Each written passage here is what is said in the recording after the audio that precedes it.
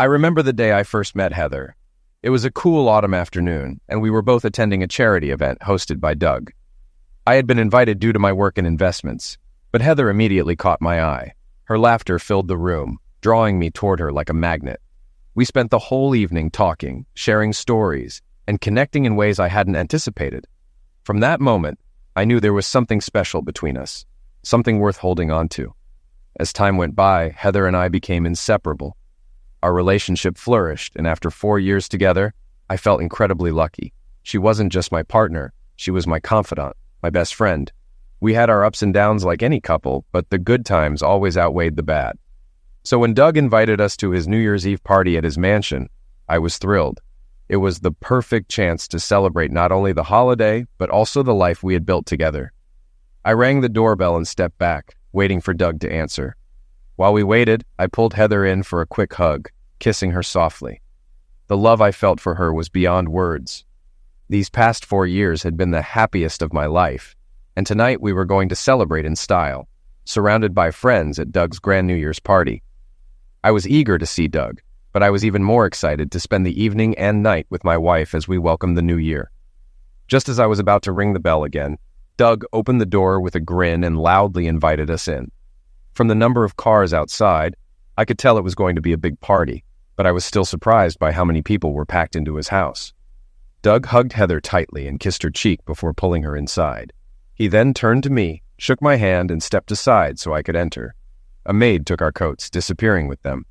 Doug walked between us and said, "God, I'm glad to see you two. I hate it when my parties get this big, but I feel like I have to invite everyone. Most of them are business contacts, but a few good friends like you are the ones I really want here."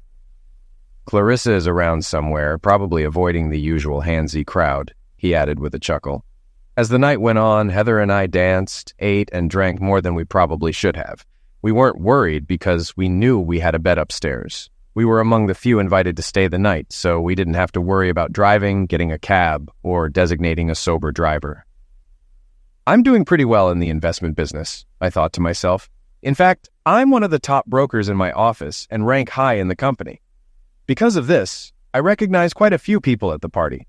A lot of them, to be blunt, were available women or worse. Doug and I agreed on that. My Heather, being so beautiful, had to fend off attention just like his Clarissa did.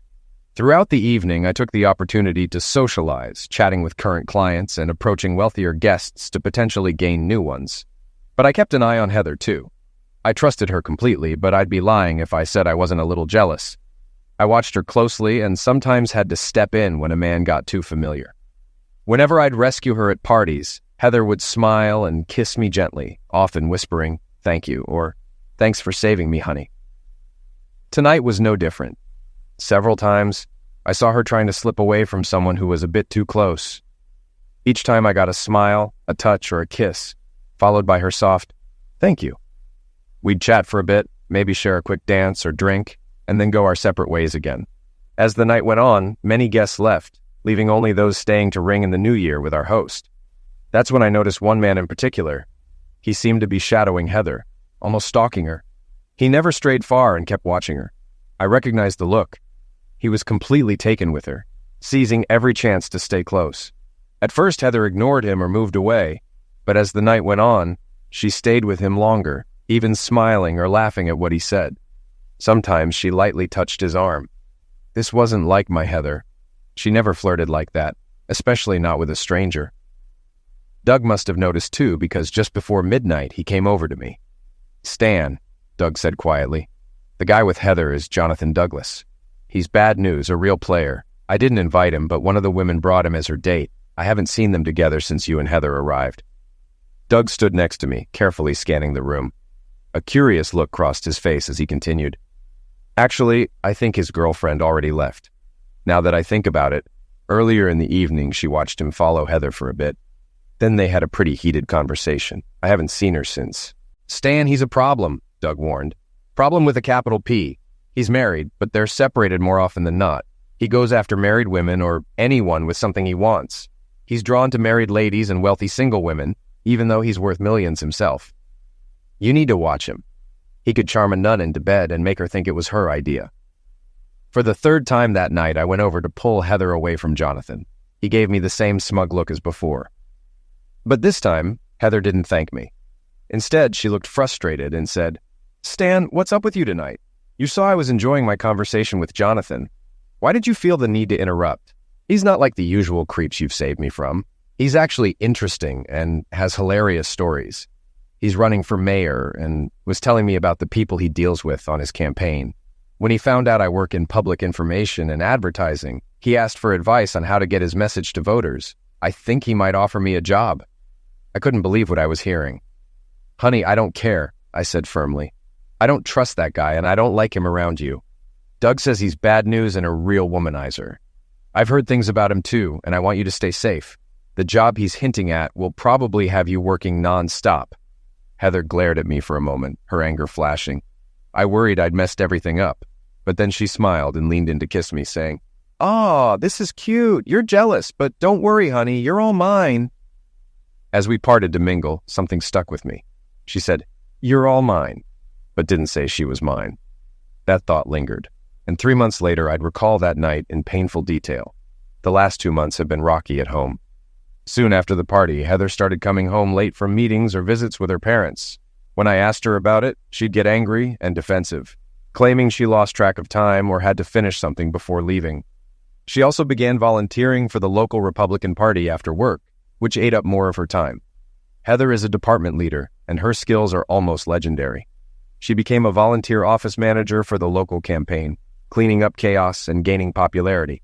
Like many clueless husbands, I noticed our Zek's life deteriorating as she spent more time away. I faced more rejections, and when we did have Zex, it was lackluster. She now treated it like an obligation, no longer the passionate, extended lovemaking we once had. She always had an excuse: too tired, too late, or not enough time. The truth was, she used to engage willingly, even enthusiastically, but now it felt like a chore. One day, I confided in Doug about the issues in my marriage. He gave me a worried look and said, "Stan, I'm beginning to think I might have played a role in your problems. I've been hearing rumors that Jonathan is involved with another married woman. Word is, he met her at a New Year's party, and we both know where he was and who he spent that night with. She's also volunteering for his mayoral campaign." I felt lightheaded, my breath leaving me.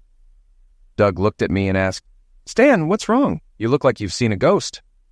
I sat there staring at him, then replied, "Heather started volunteering at the Republican office too, about an hour after work and on Saturdays. She always comes home late and refuses to say much about it. Every time I ask, she gets defensive or angry.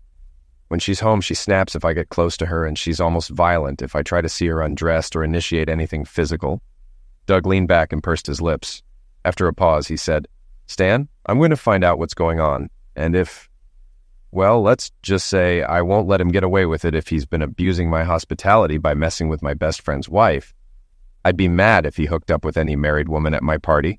But your wife? That's crossing the line. I should have kicked him out when his girlfriend left, but I was too focused on being a good host. If I'm the cause of your problems, I promise to make it right." I guess I should share a bit more about Doug. He's my best friend, and I'd trust him with my life. Honestly, I'd trust him alone in a room with my wife. Even if they both hadn't had Zex in a year, he'd never betray me. We're closer than brothers. Doug is smart, probably the smartest person I know. We were in the same high school class. He gave the valedictorian speech while I struggled to make the top 10 in our class of 223.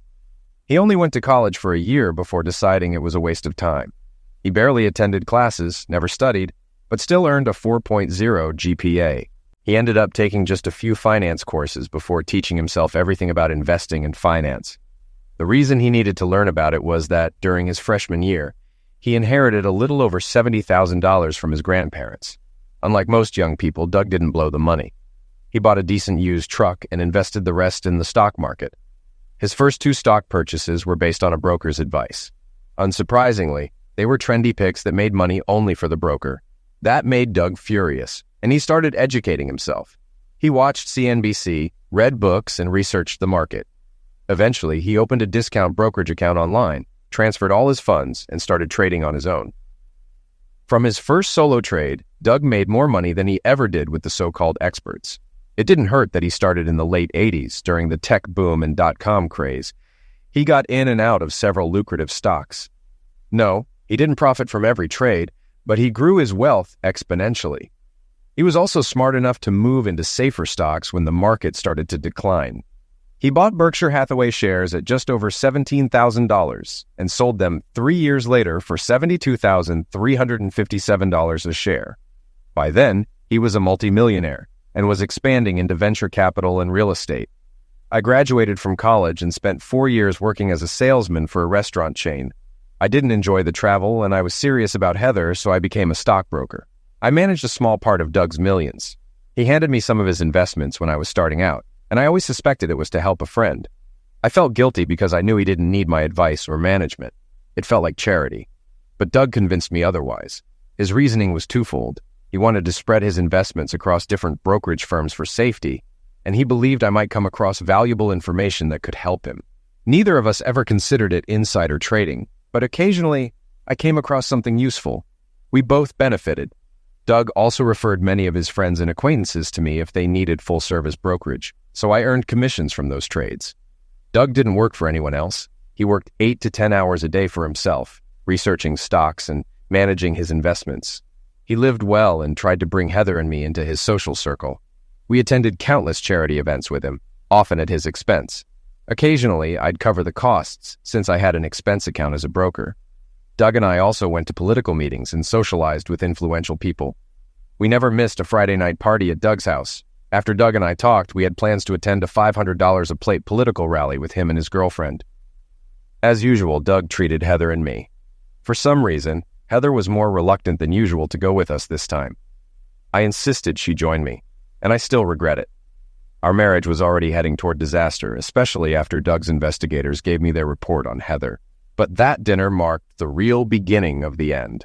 When we arrived, I realized we were at a reception where the state Senate candidate was speaking in support of other state and local politicians. The ticket money went to the state Republican Party, though part of it would also support local candidates. What I hadn't realized was that the guest of honor was a mayoral candidate for our city. Of course, it was Jonathan, the a-hole. As we entered, I saw Jonathan standing at the front, smiling and chatting with local dignitaries. I felt Heather pull away slightly and turned to see what was bothering her. She was staring at Jonathan, her face glowing like a woman in love. In that moment, I feared I'd lost my wife. I asked, "What's wrong?" Heather snapped out of it and gave me a faint smile. "Sorry, dear. I just didn't realize who this dinner was for." She looked so guilty that I doubted her, but I didn't say anything. She had to have known Jonathan would be there since she was working part-time at the campaign office. Now it made sense why she was so hesitant to come.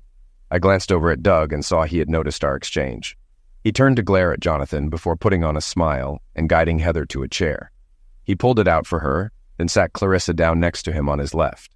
As I walked by, Doug called out to me, "Sorry, Stan. I didn't realize he was part of the group benefiting from our generosity. When he invited you, I saw her reaction. Buddy, I hope I'm wrong, but I've got a meeting with a friend on Monday I want you to join. How about lunch around 11:30? After finishing her meal, Heather excused herself to go to the restroom. I noticed that as she stood up, Jonathan also got up and left through a different door. I hesitated for a moment, thinking about following him, but Doug placed his hand on my shoulder and said, "No, Stan, it's already being handled. And if it's true, it's too late anyway. Just wait until Monday. Please." Later that evening, I lost track of Heather again and went searching for her. When I came back from the bathroom, I snuck onto the stage and hid behind the curtain. I could hear soft moans and hushed voices. One of them was unmistakably Heather's. I felt a surge of anger and moved toward the voices, but tripped over a rope, causing some noise. I heard Heather whisper, "Oh no, someone's coming. I need to leave. Honey, it won't help if we get caught. I'll see you at the office. I love you." I heard a quick kiss, then hurried footsteps moving away. I followed, but was too late to see anything, just assuming it was Heather and Jonathan. As I walked back, I ran into Doug in the hallway. His face was dark with anger.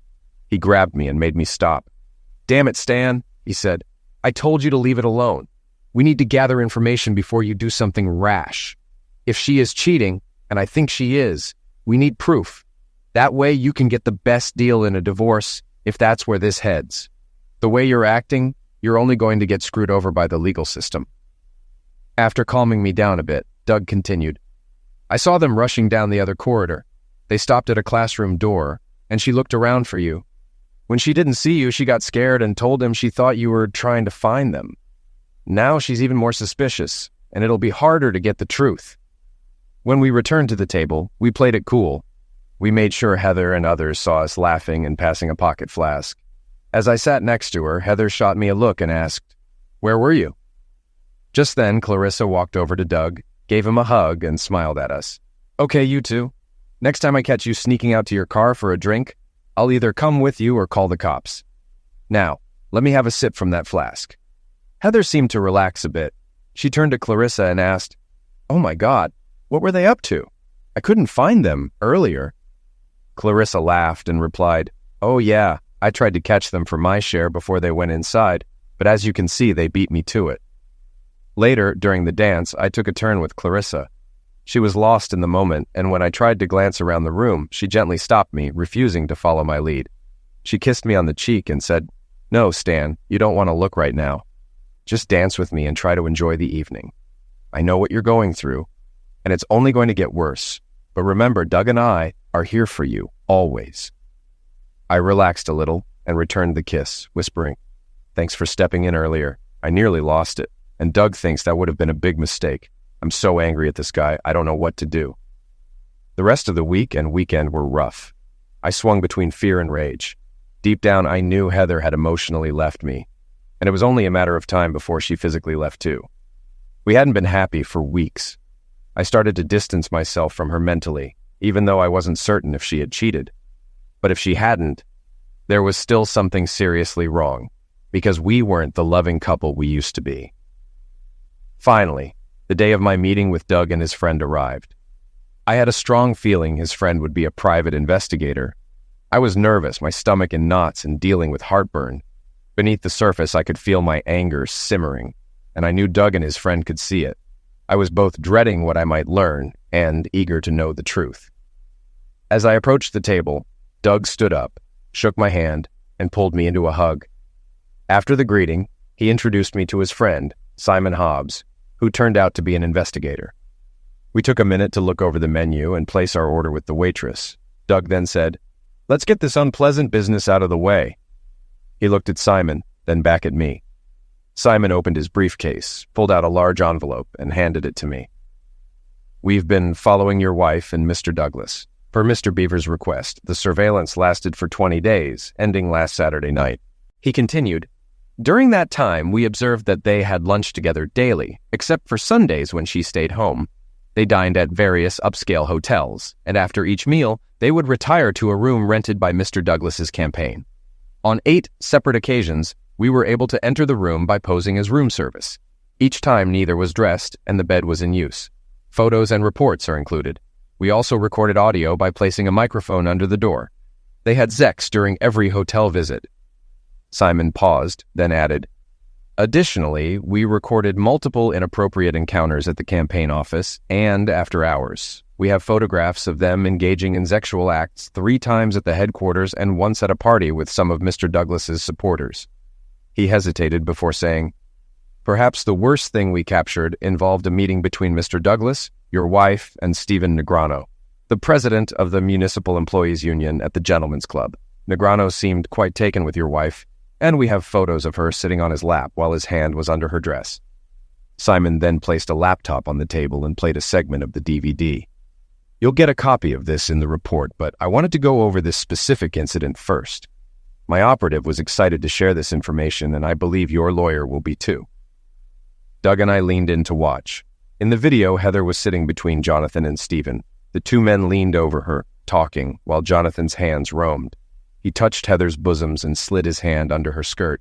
At one point, Heather whispered for him to stop, but he responded, "Heather, I can feel how excited you are. You know you like this. Just relax. It's nothing unusual at this club." Jonathan then kissed her softly. She moaned, pressing herself against him as his hand continued to move under her very short skirt.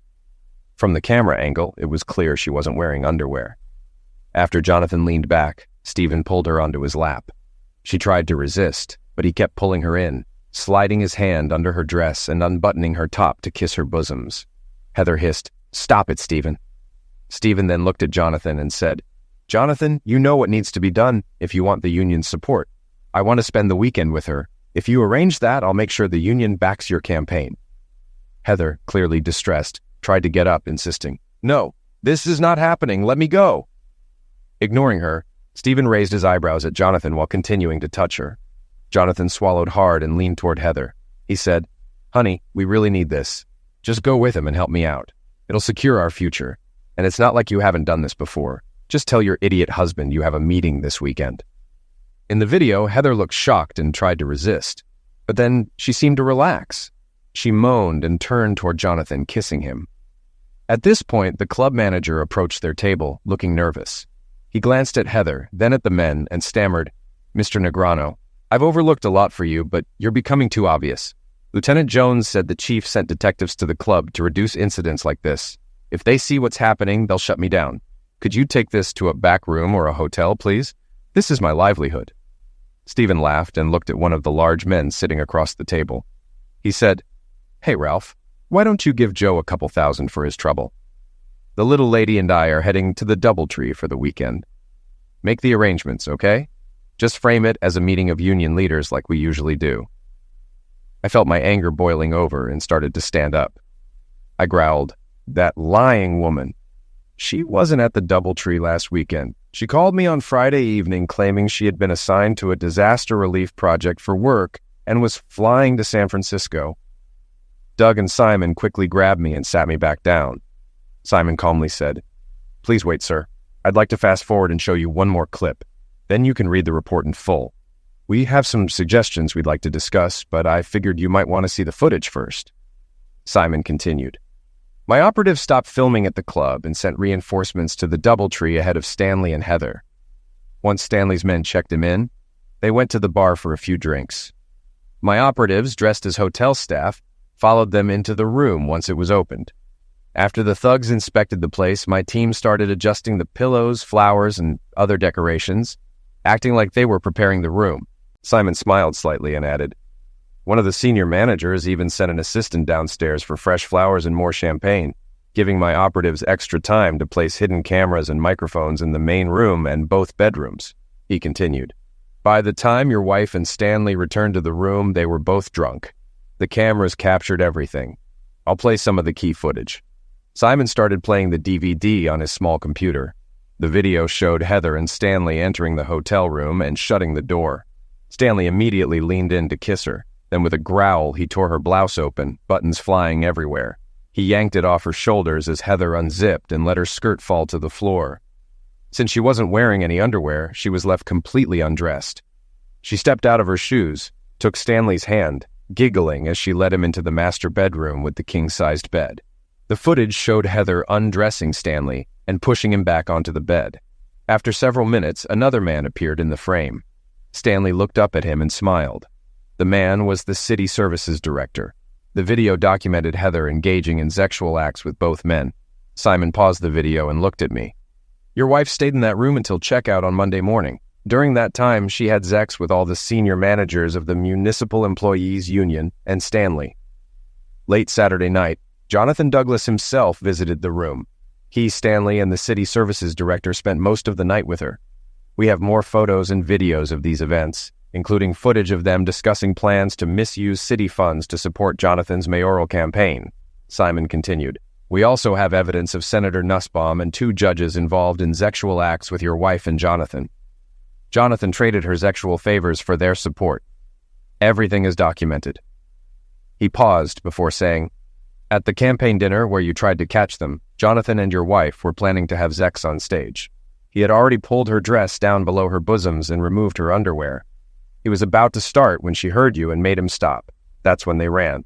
We have photos of that as well. It's probably best you didn't cause a scene, as the photos could have made things worse for you." Simon handed me a copy of the full report. "We can provide this to your lawyer if you wish. Our investigation fees include any local court testimony, should it be necessary. I'd also recommend we continue monitoring for potential criminal charges. If we give the FBI and local authorities evidence of the misuse of campaign funds and conspiracy, they're more likely to take the case seriously. Plus, if you proceed with divorce and your wife ends up facing legal trouble, you'll have a much better chance at a favorable settlement." Even though I knew this was coming, I was still upset and shocked.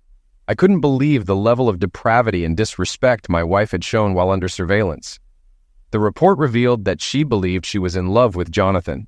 They were actively discussing how and when she would leave me. She was even ranting about the job she'd been promised in Jonathan's administration if he were elected mayor. What shocked me the most was her willingness to spend a weekend at the DoubleTree, doing sexual acts for Jonathan and his friends, acts she had always refused to do with me. On several occasions, she even initiated sex later in the weekend during their private sessions. I always knew Heather was ambitious and admired powerful people, but I never imagined the lengths she'd go to for success. I felt physically ill. I barely ate, and I noticed Doug wasn't eating much either. After the investigator left, Doug and I sat quietly for a while, drinking in silence. Eventually, Doug said, "Stanley, I'm so sorry I ruined your marriage. I take full responsibility for what's happened and intend to make it right. I know I can't undo what's been done, but I'll help you however I can. I'll find you a great divorce lawyer and support you until you're back on your feet." I got up from the table and looked at Doug. "Well, start looking for that lawyer. I was about to give Heather an ultimatum. Either she straightens up or we get divorced, even before I knew for sure she was cheating. But now after seeing this, I can't believe it. I wonder when she changed, or if I just never really knew her at all. As for the rest, you know as well as I do that Heather's betrayal isn't your fault. You don't owe me anything." On Thursday, Doug called me. "Hey, Stan, I found you a real shark of a lawyer. She hates cheaters and always fights for the innocent in divorce cases. She despises public figures and businessmen who use their power to manipulate women. If we play this right, you won't just get rid of Heather and keep most of your assets, but we can also take Jonathan down."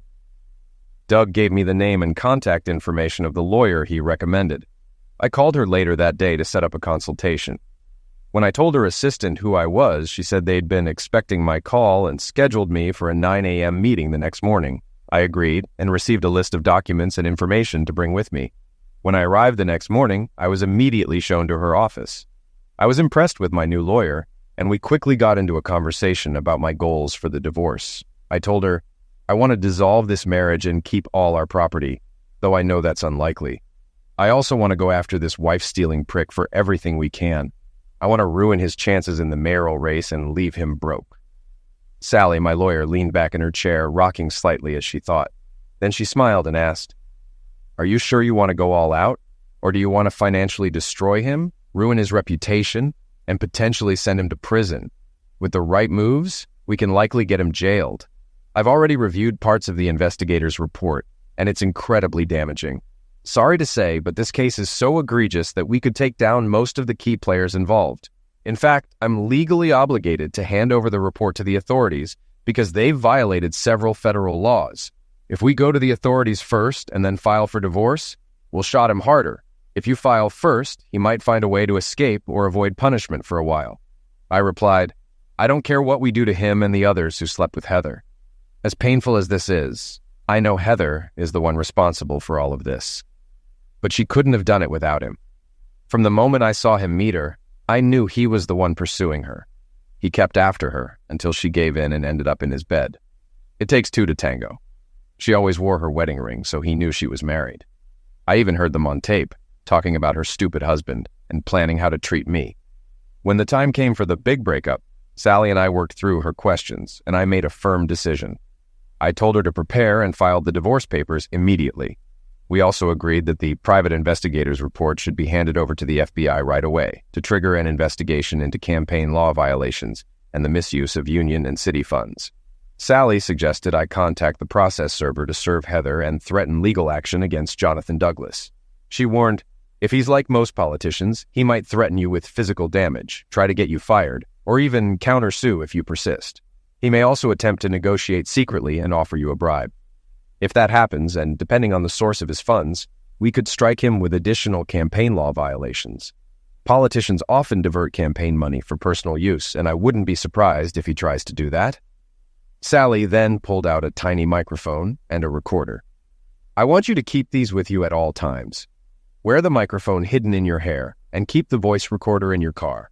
The transmitter has a range of about 1 kilometer, but even if you're out of range, the recorder will capture up to 6 hours of audio. It will automatically download the recordings when you're back within range of your car.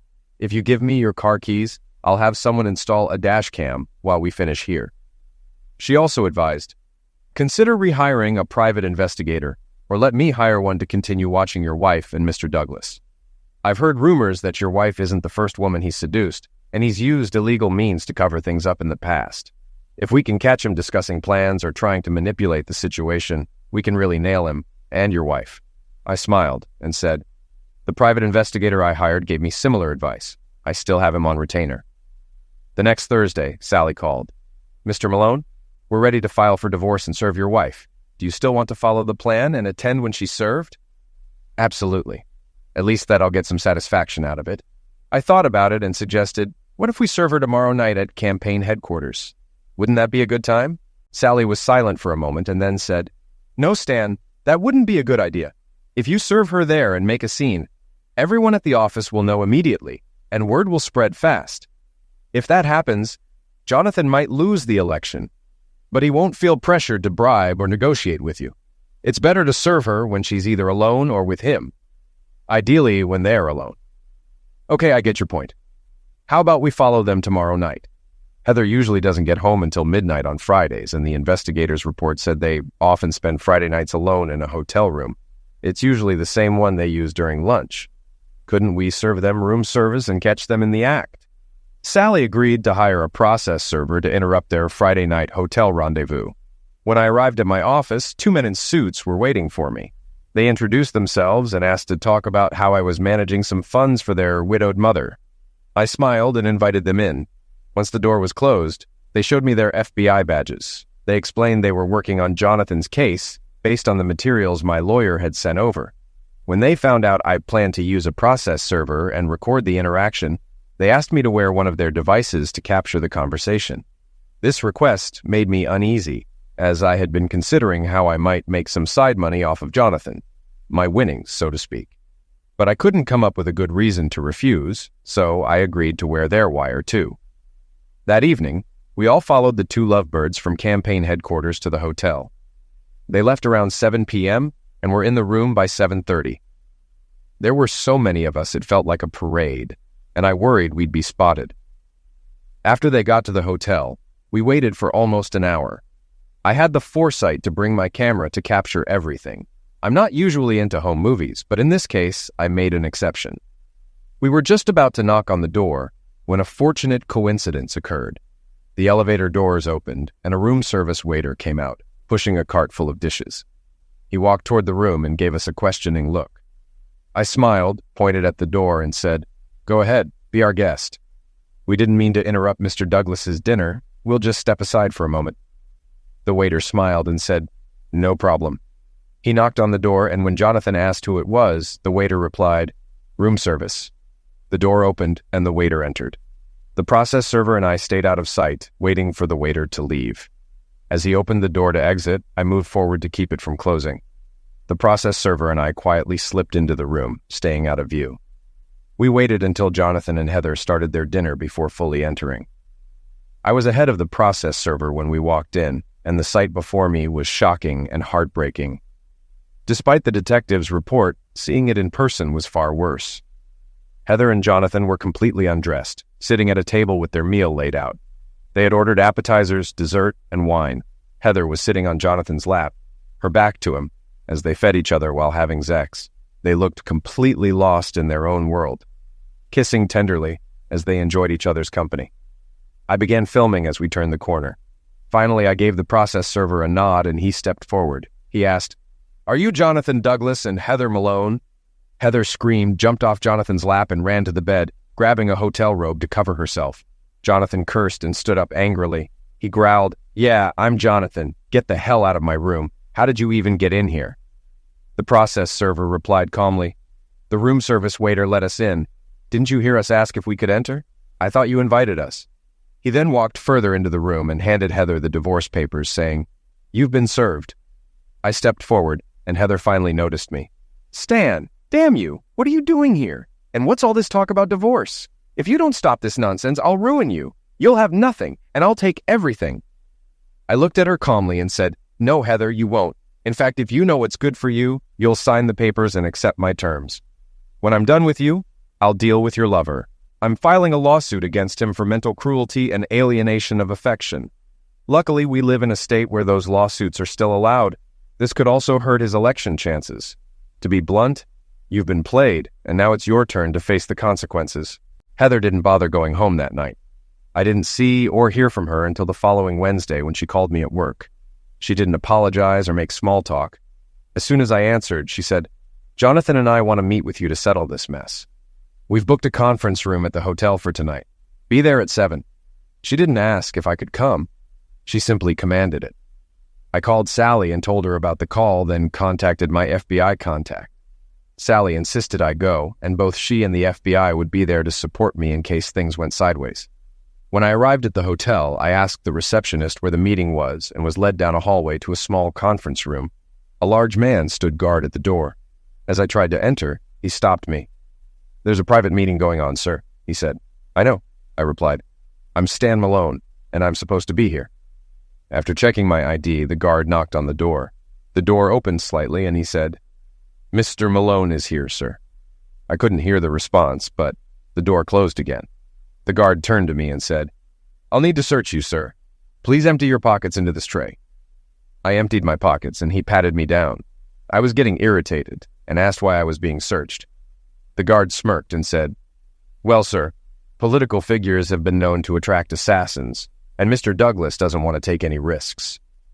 I suspected they were really searching for a wire or recording device, but didn't question it further. Fortunately, I had hidden the tiny transmitters in my long hair, glued to my head. After the search, I waited another 5 minutes before they finally opened the door and allowed me into the conference room. When I walked into the room, I saw Heather sitting at the table, looking directly at me. She looked guilty, her face and chest flushed. When she shifted in her seat, I realized she wasn't wearing any underwear. Then I glanced at Jonathan, and I nearly lost control. His eyes were gleaming, and he had a smug grin on his face, clearly gloating about having just slept with my wife. The meeting went exactly as Sally and I had anticipated.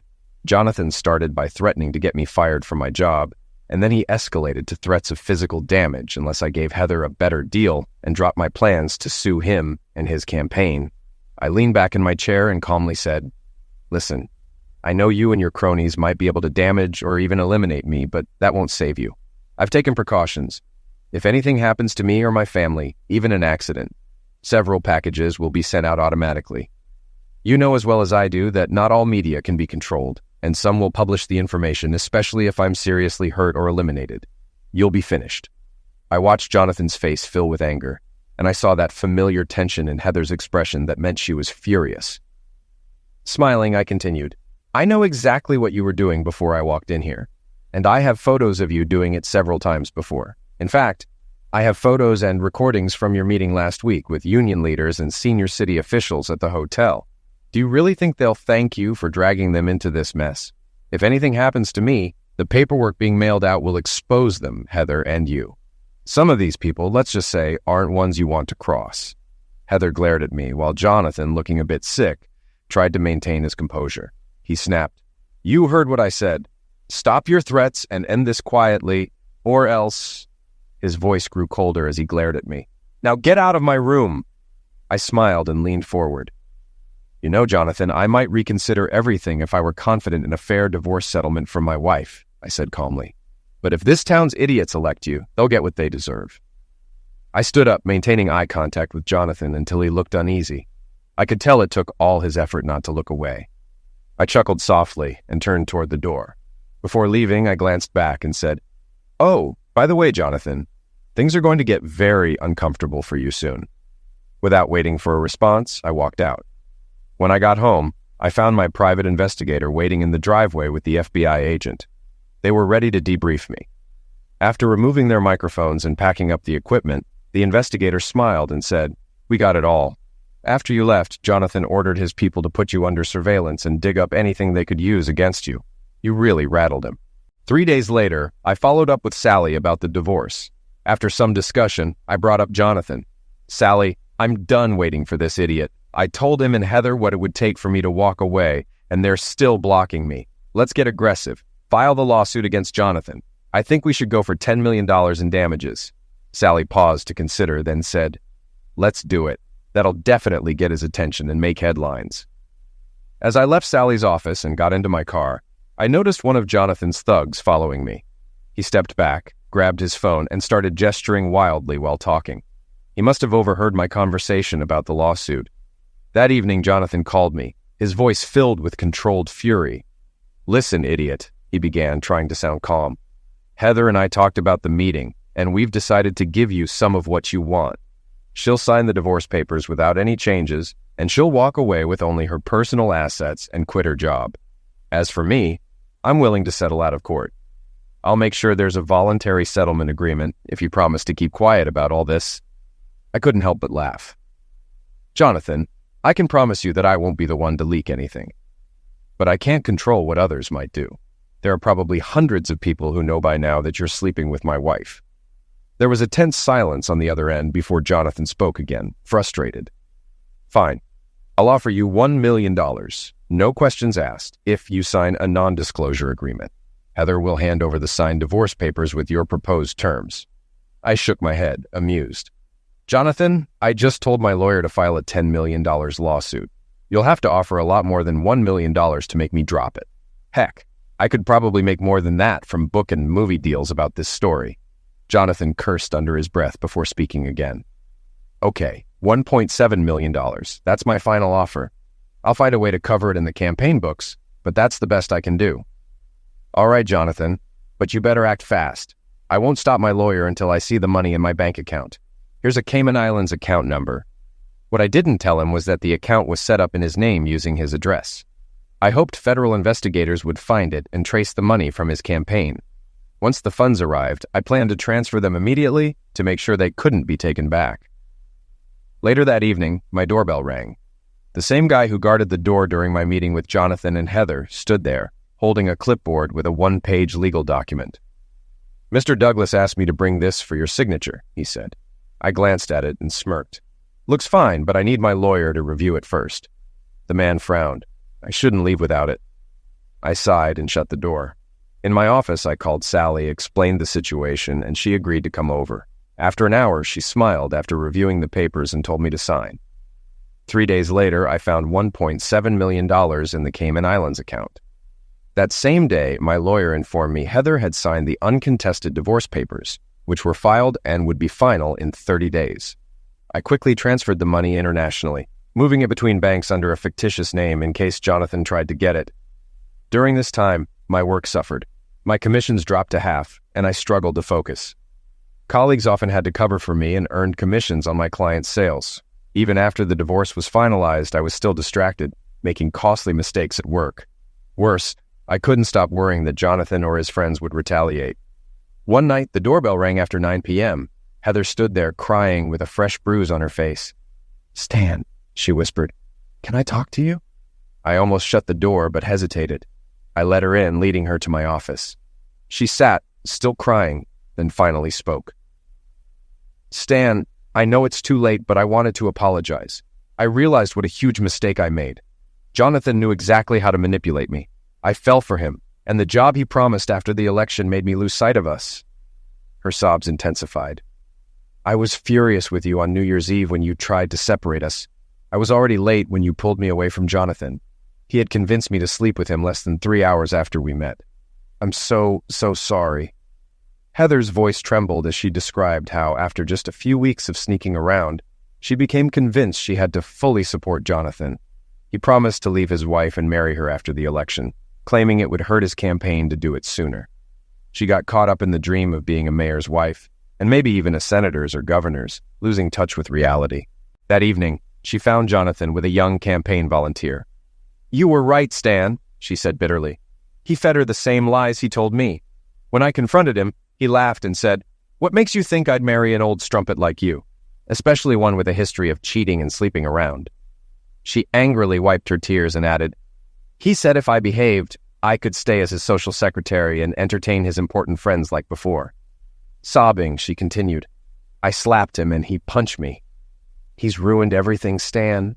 And I know it's too late, but I wanted to apologize for what I did to us. If you can forgive me, I'd love to try again.' She gave me a hopeful, regretful look, kissed me on the cheek, and left. I watched her car speed off and sighed, wishing she'd realized all this before everything fell apart. In the days that followed, I couldn't bear to stay in the house. The memories were too painful. I listed it for sale and hired an agent to help me find a new place, somewhere free of the past. I brought in movers and a crew to clean up. Occasionally, I called Doug or Sally for updates. They told me the feds had taken over the investigation, suspecting corruption in the local police. They agreed to keep my name out of it unless absolutely necessary, and Sally reassured me the feds had enough evidence to honor that agreement. About 6 weeks later, I woke up to news that the feds had arrested everyone involved in Jonathan's scheme. They were charged with corruption, campaign violations, and racketeering. Jonathan was arrested for misusing funds and selling promises of future appointments. Surprisingly, or not, Heather was also arrested for her role. I called Sally, but all she knew was that leaks had come from other sources, not me. Everything was falling into place, and the money Jonathan paid me was safe. I couldn't help but smile, remembering how I had carefully planted incriminating documents while looking for Heather. After talking to Sally, I sat back, finally at peace. I had my revenge on Jonathan, freed myself from my unfaithful wife, and had $1.7 million to start over. Now I was free to begin a new life, find someone truly worthy, and maybe even start a family.